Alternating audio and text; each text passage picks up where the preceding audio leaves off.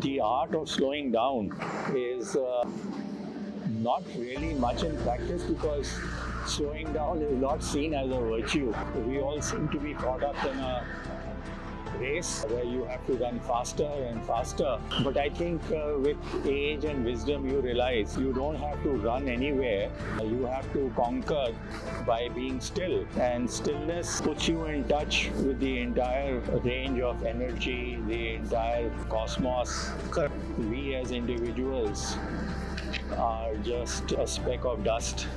We have a connection with the rest of the universe, and it is through that connection that we find meaning and we find the understanding of the life force. For that, you do need to be still.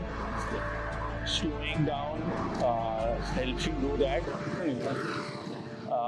Taking a pause also is a very small but effective step.